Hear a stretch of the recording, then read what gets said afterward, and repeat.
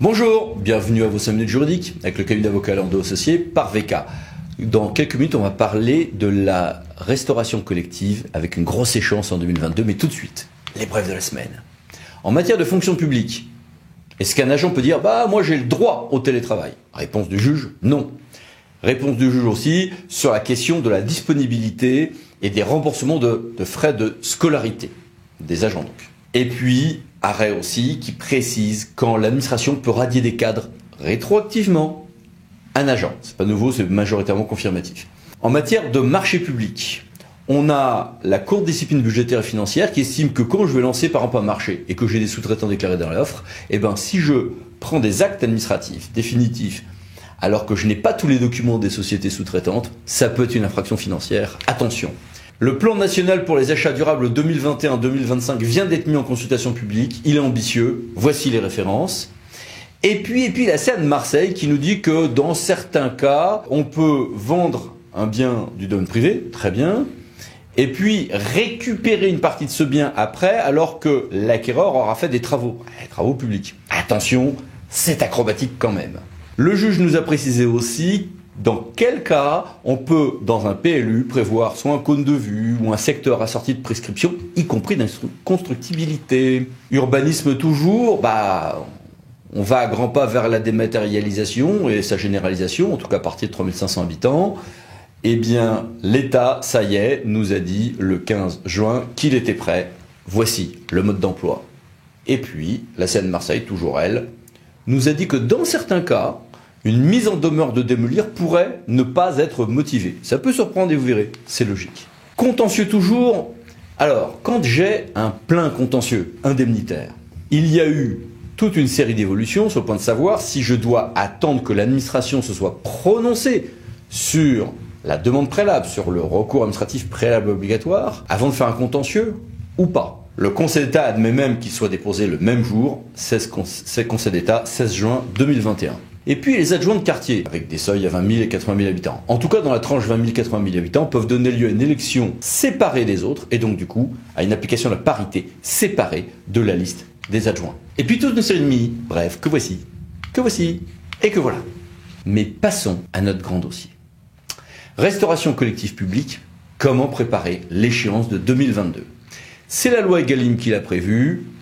Au 1er janvier prochain, on devra avoir 50% de produits qui auront soit des externalités environnementales prises en compte, soit du bio ou soit de la transition bio, soit un certain nombre de labels ou de certifications. Et dans ces 50%, on devra avoir une quote-part de 20% du tout de bio ou transition en bio. Ces 50% se décomposent donc comme suit. Et le décret du 23 avril 2019 nous précise les produits qui peuvent entrer dans cette composition pour ce qui est notamment des labels. Et c'est bien en valeur sur une année civile qu'on va calculer ces 50%, ces 20%. Si j'ai une pondération à faire, ceci est encadré également par ce décret. Voici le texte.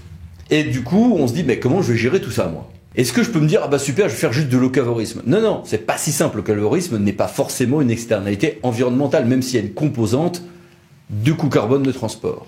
Parfois, on va se dire, du coup, il va falloir prendre tout le cycle de vie du produit. Oui, sauf que c'est à peu près jouable pour une carotte ou un produit brut. Pour des produits transformés, c'est plus compliqué. Parfois, on se dit, on va juste prendre le critère de la distance. Il est loin de résumer l'externalité environnementale et il est biaisé, compliqué pour certains types de produits. Quant au nombre d'intermédiaires, les spécialistes, notamment des programmes alimentaires territoriaux, vont être les premiers à vous dire que les nombres d'intermédiaires n'est pas forcément en réalité un bon critère. Donc, ce n'est pas facile et en plus, tout le monde n'est pas égal face à la loi Egalim, puisque si on a les moyens d'acheter du bio, de la conversion en bio, on n'a pas de problème à atteindre ces seuils. Si on commence à entrer dans des voies plus difficiles, pour des raisons de coût ou d'autres ambitions territoriales de PAT notamment, on se retrouve avec une plus grande difficulté à gérer ça. En plus, la loi Egalim a d'autres apports pour les collectivités, d'autres enjeux sur les matériaux plastiques, l'information des usages et le commerce équitable, le fameux repas végétarien hebdomadaire, dont la fréquence pourrait changer d'ailleurs. Donc, pour tout ceci, discutons avec Monsieur Tessier. Bonjour, merci d'être avec nous. Bonjour à tous. Quels sont, sur ce point, les points de vigilance à avoir à l'esprit ? On ne dispose pas de retour d'expérience de collectivité il n'existe pas de méthodologie officielle permettant d'appliquer ce critère. Il appartient donc à chaque collectivité de définir sa propre méthode objective, vérifiable et non discriminatoire de quantification et de monétarisation des externalités environnementales.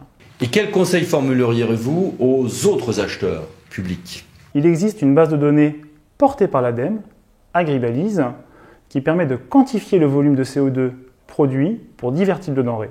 Il s'agit par ailleurs d'une démarche s'approchant de celle du coût global, déjà pratiquée en matière d'achat de biens ou d'équipements. Il convient, comme pour tout marché public, de définir ses besoins de manière anticipée, par le fait de rencontrer en amont des procédures et à titre de sourcing des producteurs et fournisseurs. Définition des besoins formalisée, en définissant de manière fine ces procédures et l'allotissement de ces achats, notamment à titre de gré à gré. Définition des besoins enfin globalisée, en intégrant concrètement le développement durable dans son cahier des charges, par exemple en valorisant les circuits courants. Vous trouverez, pour approfondir ces éléments, un ensemble de ressources dans la e-communauté Alimentation, Restauration collective du CNFPT et un guide édité par le département de la Vendée. Bien, merci beaucoup. Merci et à bientôt. Et merci à vous. À bientôt pour une nouvelle vidéo des 5 minutes juridiques. Parlons d'associés pour VK. Pensez à vous abonner. Merci, au revoir.